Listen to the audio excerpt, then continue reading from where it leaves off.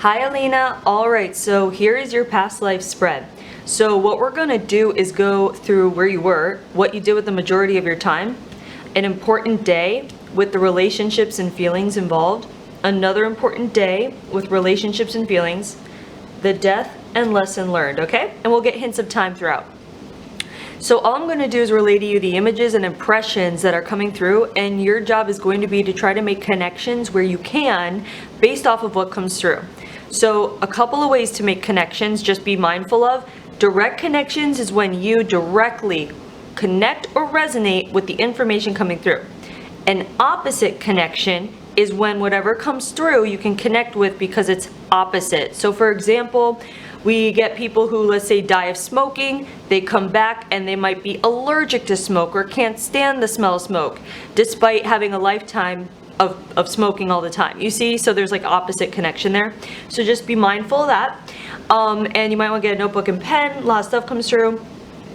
And remember that connect with what you can connect with, but if you can't connect with some things, just tuck it in the back of your mind for a later time, because a lot of times these things come up days, weeks, month, year later kind of thing.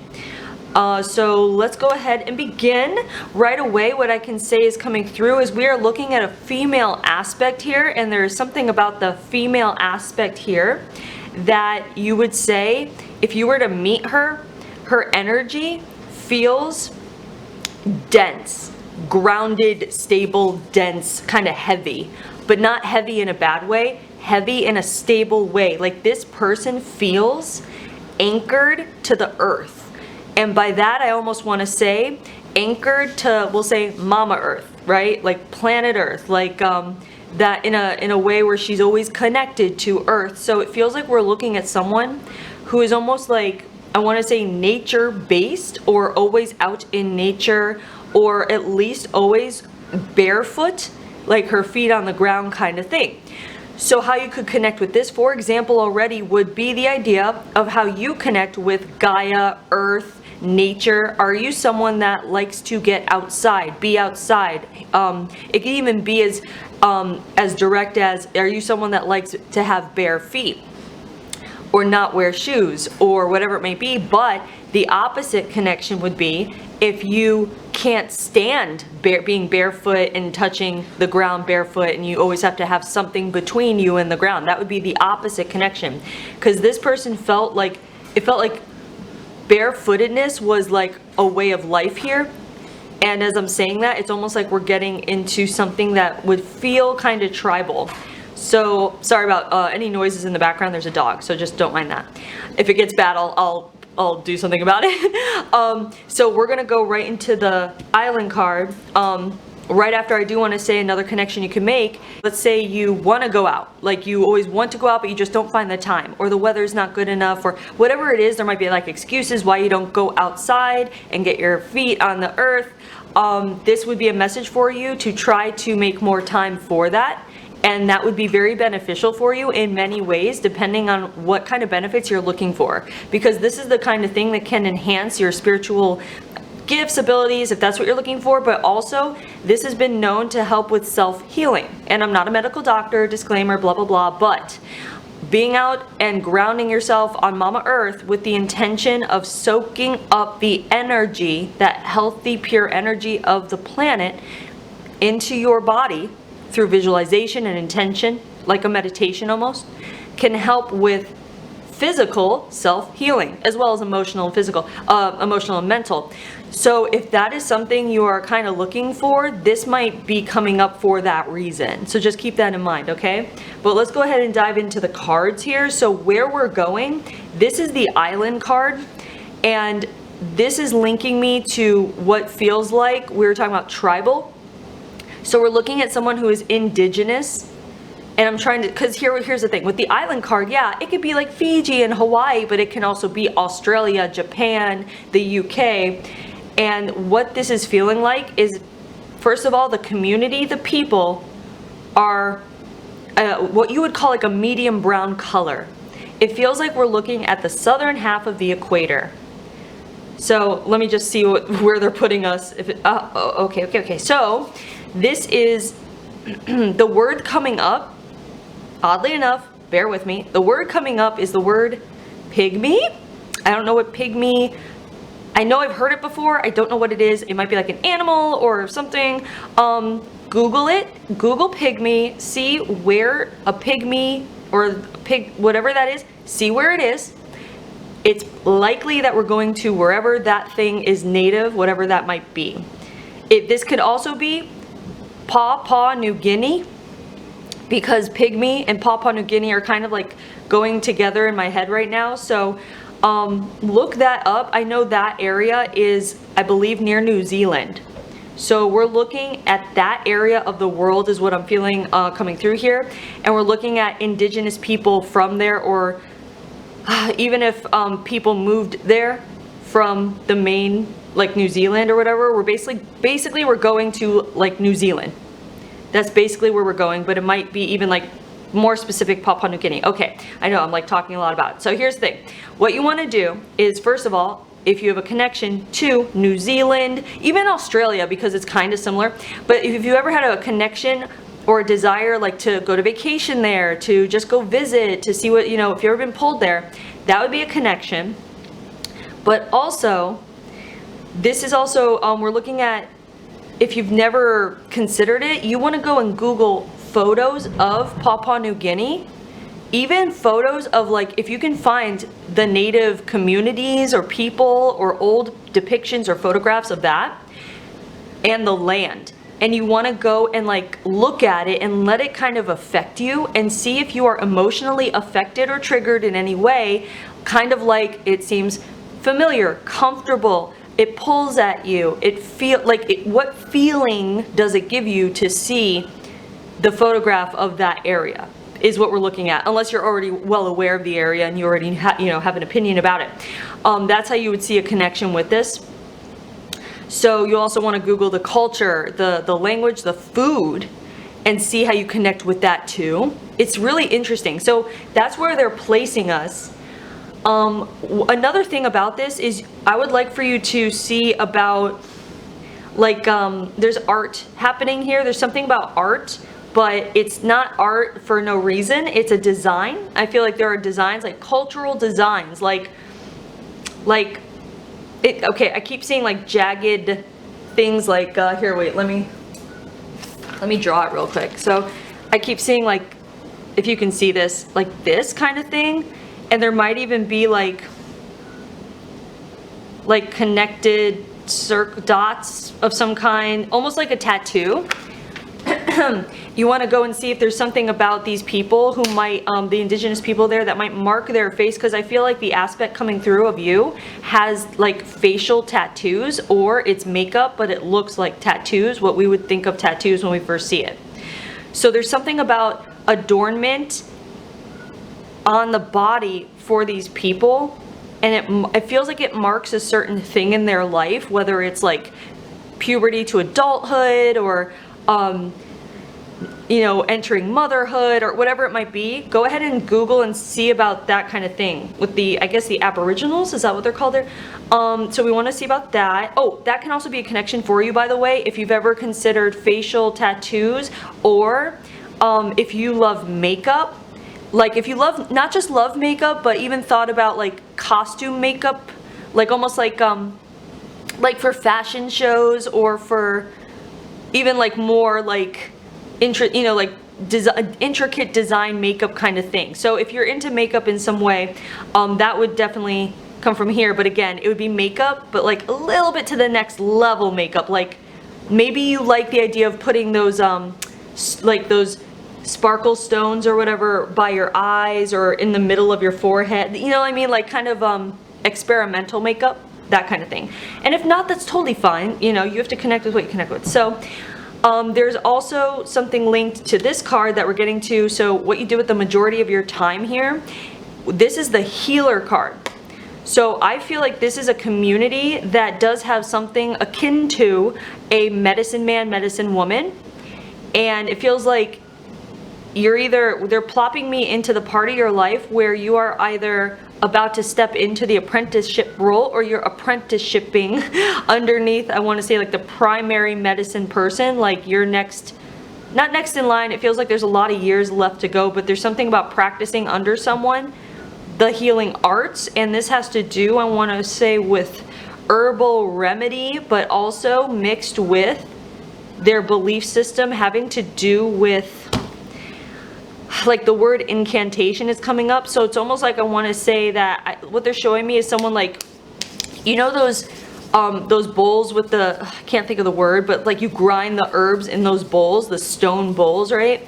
And then it's like seeing it like, you know, the Lion King where Rafiki spreads the goo over Simba's forehead to do that symbol over his forehead with the goo that he has.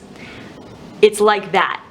So you want to look and Google and see if this community, if they have any records of it, that they did things like that.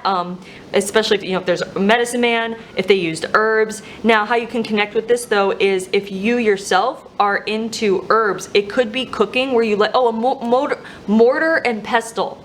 That's what it's called, the mortar and pestle thing. Pestle, whatever.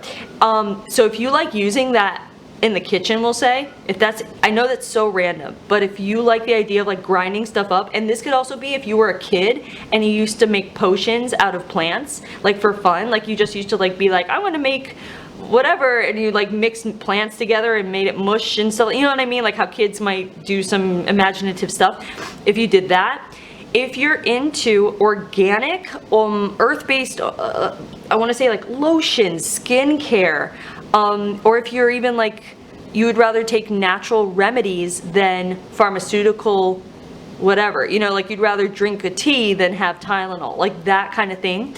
This can also be a message for you that you may want to look into natural remedies for whatever may be plaguing you. Let's say you do get headaches and Tylenol isn't helping, or maybe it does help, but still for your own health, what they're coming through with might be that you want to look at natural remedies, just because, you know, eating nature, so to speak, for whatever's ailing you is going to be healthier than pharmaceuticals. But it doesn't really matter. It's just how you feel about it. But this can also be, again, like skincare, lotion, if you're into that kind of stuff. And also it would be a step more, because obviously a lot of people are into like skincare stuff. This would specifically be skincare that is organic and of the earth and natural and holistic and that kind of thing. Now here's the gig as well. If you're someone that's looking for a change of career or a new hobby or a transition into something new and you just don't know what, and this can be now or in the future, if you are pulled by this at all, you might want to look into things such as a makeup line, organic skincare, or even like organic makeup. Stuff like that might be interesting to you if you're someone that likes kind of like art, aesthetic, and also like natural organic things, if that makes sense. But it might be an interesting new hobby if you've been pulled to it, which, by the way, anything you are pulled to do, like your gut or heart or soul, whatever is pulling you, it seems exciting, it's interesting. Even if you don't know why you're pulled to it, or you or others might be like, there's no point in it, go ahead and still do it, because that's your intuition leading you down a path, and that creates the domino effect that gets you to where you really need to be. So listen to your intuition with that, okay? But this is really this seems to be more about the health of someone when it comes to, I want to say, the usual stuff like what you're learning here, this apprenticeship. You're learning like how to cure and take care of people's ailments, but also to be able to look at people and diagnose them based on their skin. For some reason, skin keeps coming up. Like, this would connect if you are someone that is highly noticing other people's skin. And it's not like judging them, like, oh, you have bad skin. It's not like that. It's like, oh, I see a scar there, and I see a discoloration there, and I see this. You might be highly aware of small nuances in people's skin. Or you might even be that kind of person that likes to pop pimples, or you see that, you watch a video, whatever it might be with skin. The opposite connection would be, of course, if it puts you off and that kind of stuff is like gross to you or whatever.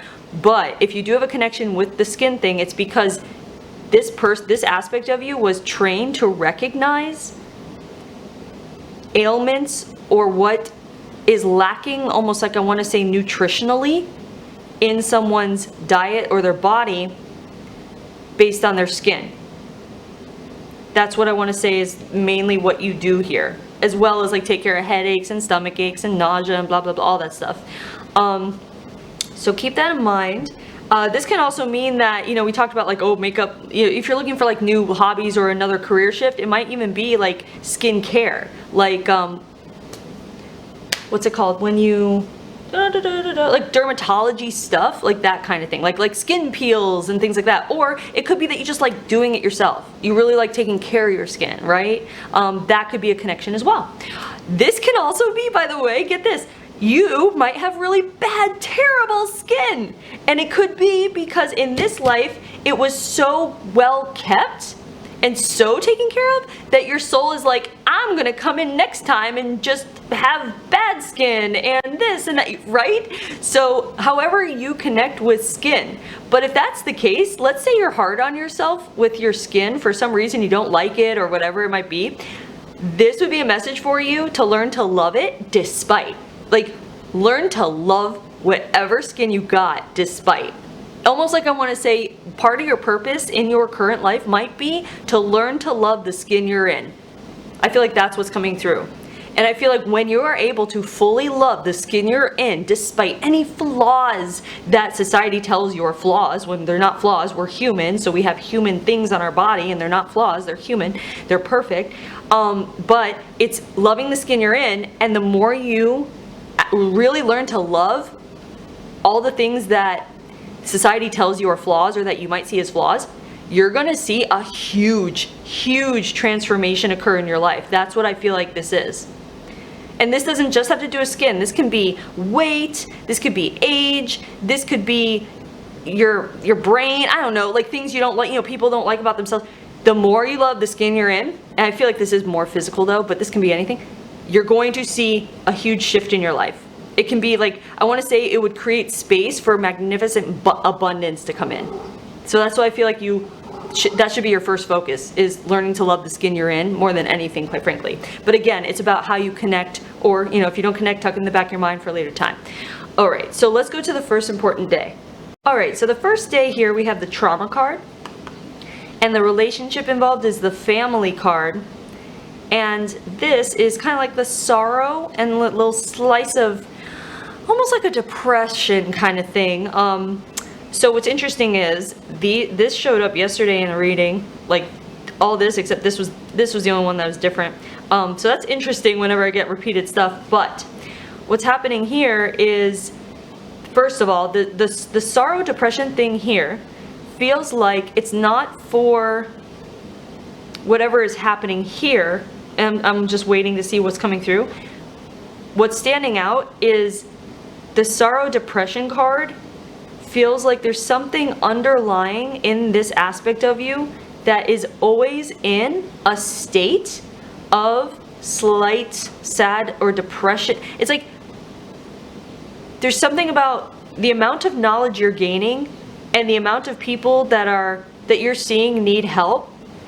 Almost like your mental state is it's fine, it's healthy, it's good. It's just that it's almost like a slight constant depression, almost like a constant like bit of tiredness, as you realize that even if you were to work every day all day, someone would always need help. And it's almost exhausting, but not physically. It's like kind of like a mental exhaustion when you realize like you can't save the world. Like you can't, like there's no one that can save everyone. Everyone can't be saved, I guess. It's a weird way to put it, but it's almost like, I want to say this might be coming through because especially with what's going on in the world right now, it can be very mentally exhausting just thinking about, quite frankly, thinking about just all the hate going on and all the unfairness. It can be emotionally and mentally exhausting because there's this thought that is like, well, this is never going to end. This is just the state of the world, you know, and that's okay. And there's almost like a message in it where it's like, yes, that might be the case, but don't burden yourself with those thoughts by bringing them up consciously to your mind all the time. Almost like I want to say, to take whatever time you need to learn to mentally tweak those thoughts. So that's why a lot of people meditate. They meditate because it teaches them, well, there's a lot of reasons why, but mostly when you learn meditation, you're learning how to allow thoughts to pass in and pass out, fade in and fade out without judging them, without becoming attached to them, and learning to master in letting go of them. That's what this feels like it's coming up for, is like, learn how to master your thoughts so that when the ones that come up that exhaust you, when they come up, that you don't attach to them and don't linger on them for too long. It's a practice you can do. But that's the thing, is it takes practice. So I almost want to say, start a practice in that and see if that is helping, just in case you do connect with this mental exhaustion, if that makes sense. So also, you may connect with this chronic depression, sadness thing as well.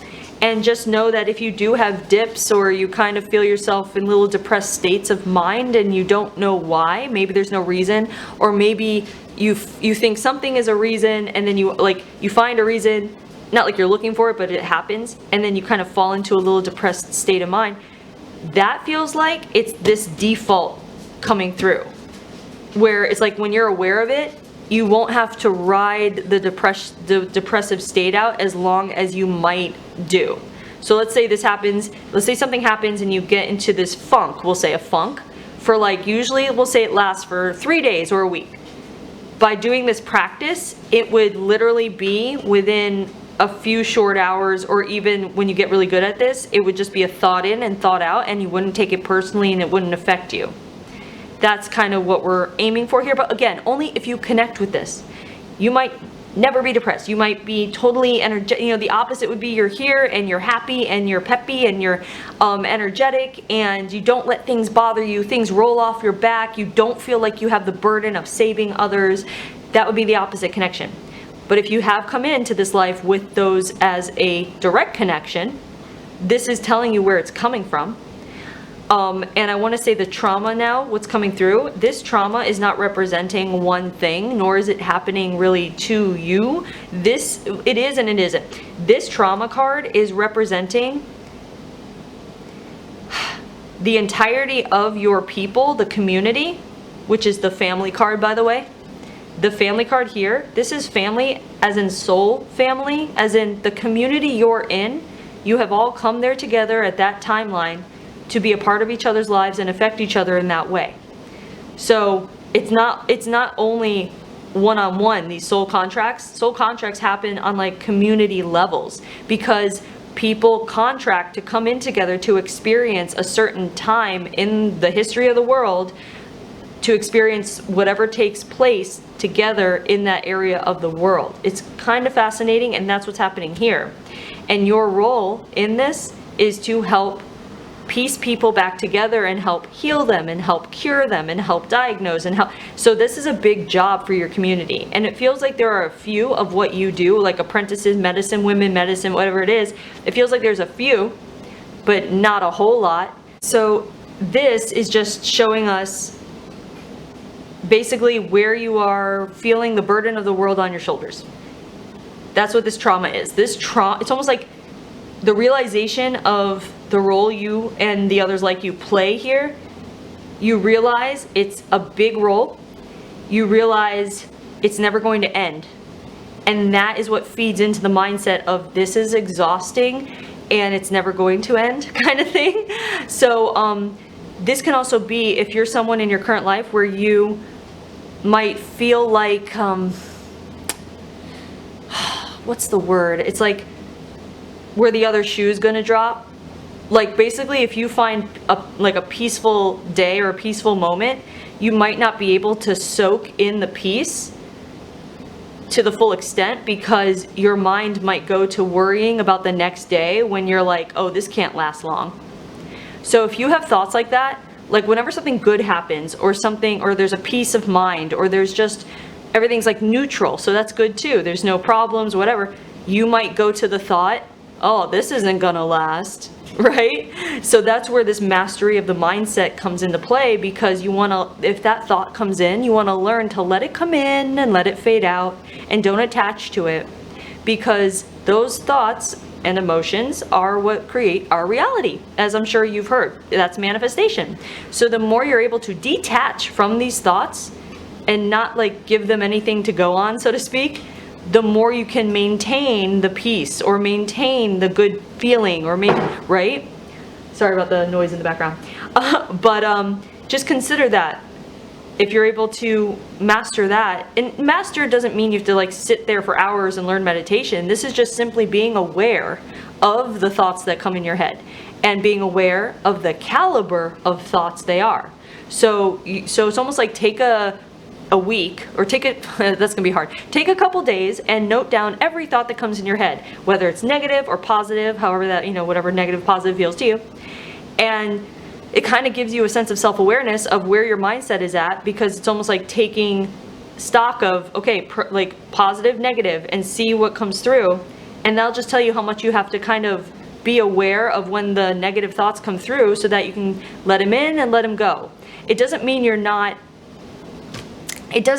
being realistic. Like, you're not ignoring reality where there are things that need to be taken care of, but it is giving more of a peace of mind in your own mind and your own, I guess, your own persons. And that's creating space for, I want to see more like solution-oriented thoughts to come in. That's where you're opening up for your intuition to give you answers and guidance, where usually there are more like negative thoughts just kind of spiraling around. Okay? So that's what I feel like this is for. This is just kind of like a day of realization. And then it's almost like it clicks you into this kind of somber, reserved mode that you kind of stay in. It feels like you kind of just stay there for, feels like at least a long time. A very long time. So keep that in mind. Keep making connections here where you can, and we're going to go to the next important day. All right, so next important day. So here, this is the Enlightenment card. So we get this card when it's someone leveling up, and it could level up, physically, emotionally, mentally, but we see a leveling up a lot of times spiritually. And here we have the Friends card, and then here we have Torn. So here we go. Okay, the feelings coming through here is, there is a certain standard that you have to hold yourself to in the community as the medicine person that you are. You are, in a sense, above everyone, not egotistically, but because of the weight of your job and also the impact that you have.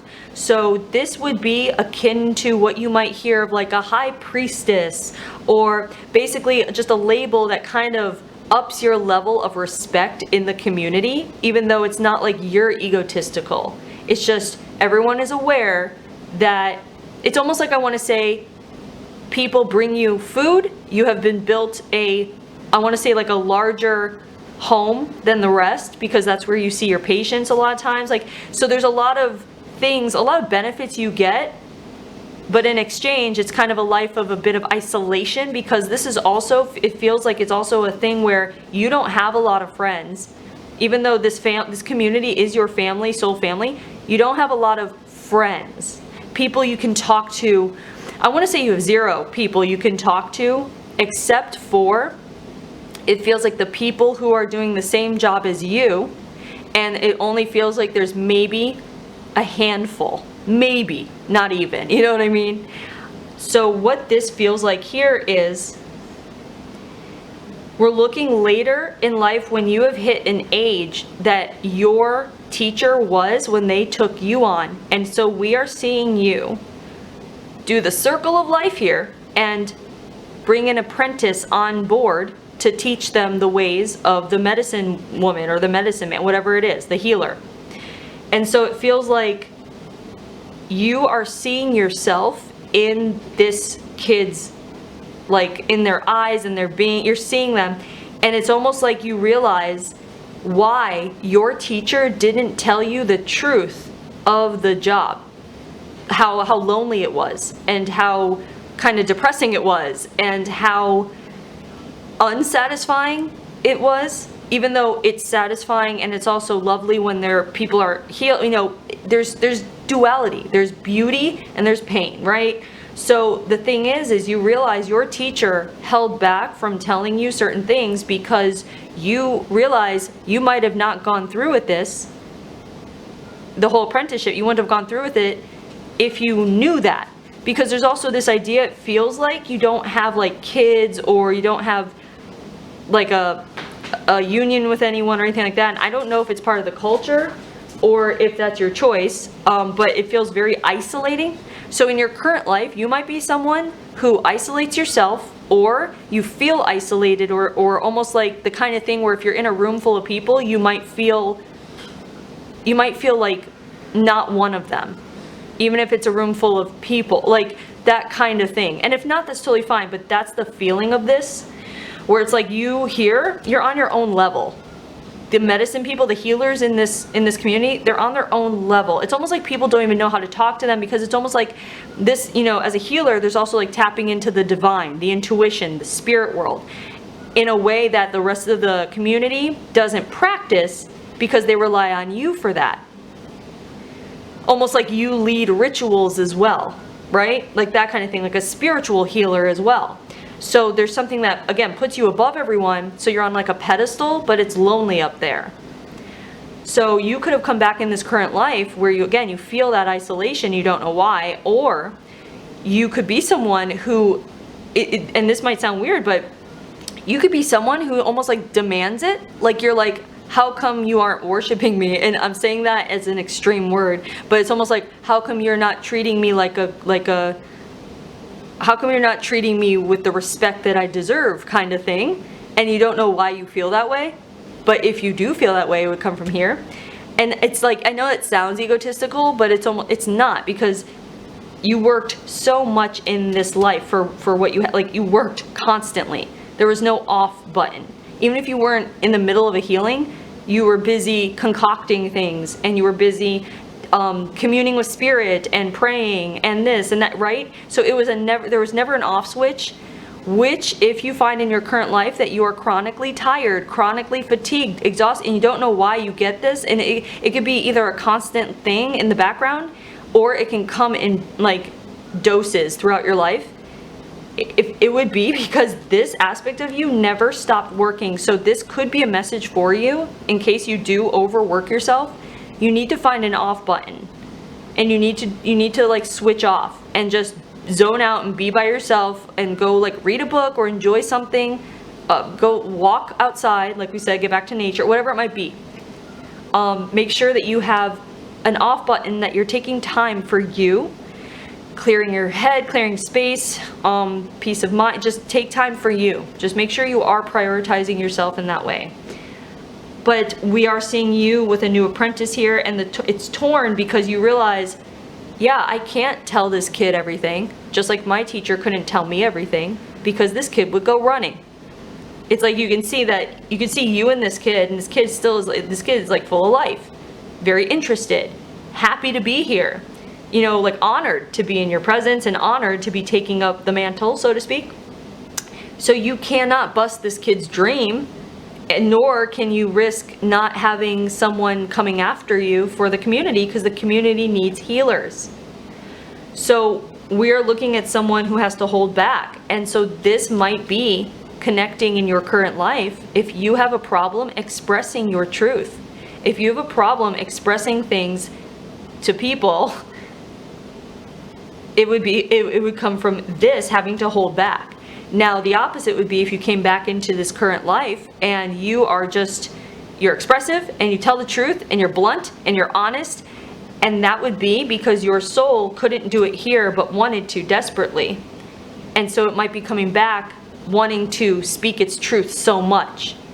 And if that's the case, first of all, if you have trouble expressing yourself in this life, that's part of your lesson, like in your current life, is to learn to express yourself, to become comfortable enough to express yourself, even if it does have an outcome that you don't want, at least you are expressing your truth in that way, like that kind of thing. But also, if you've come back to, and you find yourself expressing yourself a lot, your truth, your whatever, and people might not like it, your job is to not let external influences dictate your authentic expression. so keep at it, that kind of thing. You know, as long as you're not hurting anyone, and you know, that kind of thing. But yeah, the enlightenment card is here because it's an aha moment for you. You're like, oh my God, I now know exactly how my teacher felt. So this is the same feeling as when you hit the same age as your mother was when she had you, and you might have that thought like, oh my God, I'm the age my mom was when she had me. And then you start to like look at your life and see the differences between how your life is and how her life was at that time, you know? Like that weird existential kind of thing. That's what's happening here. You're like, oh my God, I am the age my teacher was, and I'm going through the same thing my teacher went through. And you see how there's a weird love-hate thought where you're like, I wish they told me this. And then in the same vein, you're like, I understand why they didn't. So I feel like what's also coming through here is to maybe a message that you might need to hear about understanding why certain people in your life may have kept things from you, whether you consider them secrets or not, or why certain people in your life behaved a certain way and never explained themselves to you. And this would be for you, if that's the case, to understand that people are in certain situations and everyone's situation is so subjective and unique to them that you really don't know what was in their mind or heart at the time, and you cannot blame people for that. This is not about like forgiving abusers. This is just about understanding more about like everyone's unique subjective journey is their own, and you will come to realize more and more as you get older and older and you hit these certain phases in your life where you are the age that certain people were when they might have done something that you never understood why they did it at that time, if that makes sense. That's why I feel like it's coming through here. But keep making connections where you can. But here we are leaving off with you raising the next apprentice to the medicine man post. It feels like it's a boy. It feels like in this life though you're a woman, but it feels like you take on a male apprentice. I don't think there's a gender issue here. I think it's whoever holds the gift, whoever is drawn to you, whoever you are drawn to. I'm sure there's a selection process, but it feels like gender is not an issue because they just want the best healers, which by the way, you might be triggered by this whole anything having to do with like gender equality when you're aware that it doesn't matter what gender you are, anyone can master certain things. So if you are triggered by that kind of thing, it would come from here where they allowed whatever gender showed the most potential to be the healer, the next healer. All right. This might also speak to you in a way where you might enjoy the idea of how it works with apprenticeships, like how you come in not knowing anything and you work under someone rather than go to school and learn in books and then go on the job. You might be someone that's like, how are you going to learn unless you do it through experience? Or you just might be someone that learns better when you get your hands on it, so to speak, rather than just reading from a book, right? That would be a direct connection. So keep making connections where you can here, and we're going to go to the death. So the death card here, this is the disease and illness card. So I'm seeing what's happening because it's very interesting to get this card when it's a healer, and there's something about, okay, so what's happening here is there is something inside that feels like the word fungi. So we're looking at fungus, fungal, bacterial, something fungus and something bacterial, almost like an infection. And it feels like this is something that the healers, they would be able to spot it. And you could do something about it, but it feels like you're very old at this time, and it feels like you're ready to move on and kind of like pass on the thing to the next person, and it feels like you're so exhausted too that you're just ready to go. So you're just like, and I also feel like you're aware that this kind of infection is not going to be painful. It just kind of feels like it does something where it shuts you down to sleep for good. So I feel like you're like, okay, this is a fine way to go out. Let's do this. And then you just kind of let it go rather than take the medicine that you know you have, that you know would work. So we're looking at like a willful passing, but not like killing yourself or suicide. It's just a willful passing. So however you may connect with that. On a physical note, how you might connect with this is if you are prone to fungal or bacterial infections, But if not, then if you have a fear of fungal or bacterial infections in the way, such as if you were to read an article about it happening to someone, or if you were to see something or read something or hear something about someone having a fungal or bacterial infection that either kills them or just, like that they have it, if that triggers you and really bothers you, that would come from here. And if not, totally fine. This can also speak to how you feel about, it's almost like the idea like how if someone has a cancer and you can either have chemo or you can just be like, I'm gonna live my life and I'm gonna just, like go live and I'm not doing chemo. You know how people make certain choices like that? So that's what it feels like here, is like, how do you feel about people making choices to forego medical treatment that is very exhausting in order to like live life to the fullest with whatever time they have left? That's the thing, like that's the concept. So however that connects with you, okay? Now, as far as the time goes for this community, it feels like, based on the practices they do, that it feels like it would be further back in time than the rest of the world. Okay, what I mean is the Western world could be developing technology, but this community might be 3 decades behind, because it feels like this community is just kind of like cut off from the rest of the world. So the things they get, it feels like it's just very like outdated almost. So this could actually mean that you might be someone that likes the latest technology, the latest fashion, the latest whatever, or you like to stay abreast of the news or stay abreast of the current events, because here there was a detachment from the rest of the world. So you might come back where you might be someone that's like, I don't want to be detached from the rest of the world. I want to know what's going on when it's going on. Like just knowing things. You might want to be someone that wants to be, again, kept abreast of the current news. A direct connection would be if you're just like, I don't want to know, I don't want to hear, just leave me out of it. I want to be in my own world, right? So that would be a connection. But that's what this is coming through for the timeline, at least, is like, if it's like, let's say if it's the 1960s or 1950s in the rest of the world, here it would feel like the 1910s or 20s, or like much further back, honestly. So it's hard to pinpoint an era, but what's important is what it feels like here is these are people still practicing what we would call like archaic or ancient belief systems. So what you want to look at is how you feel about ancient or traditional belief systems, and how they can be used or played out in modern times. So you might be someone that likes to fuse ancient with modern, or traditional with modern. And oftentimes we see this in how people decorate their homes, quite frankly. So, or how they dress themselves, So are you someone that likes to kind of mix and match different decades or eras? Who knows? And if not, that's totally fine. But that's the kind of way you can make connections when we see this kind of thing come through as far as the timeline. But I'm telling you, this is not ancient times. This just feels like there are ancient practices at play. And I mean, if anything, it does not feel like modern either.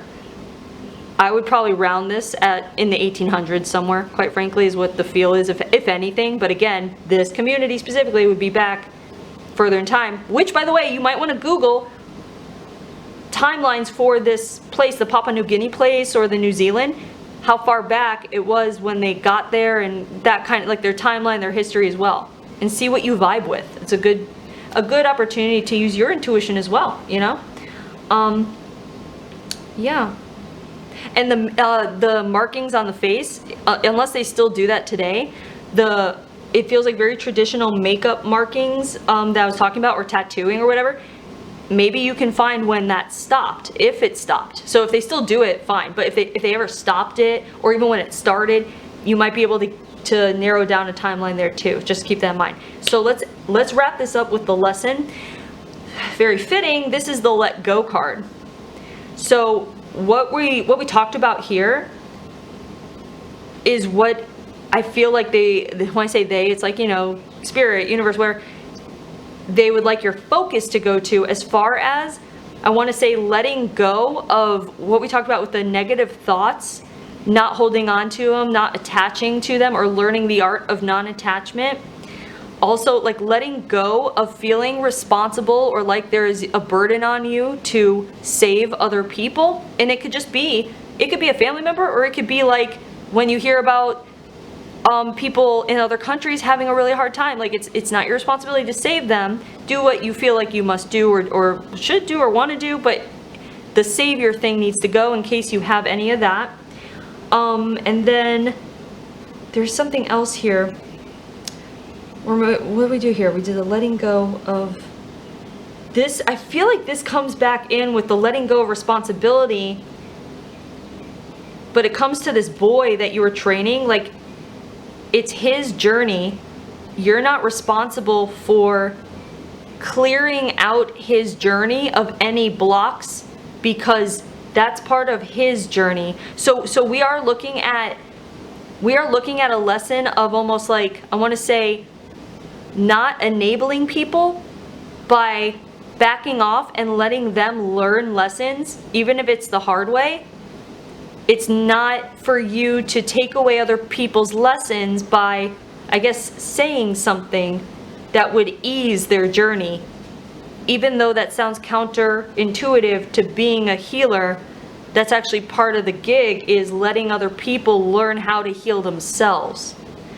So I feel like that is really what wants to come through at this time, and I'm going to end it there, but keep making connections to the let go card, okay? So anyway, there is your past life. I hope you enjoyed it. I hope you're able to make some connections, and thanks for letting me read you.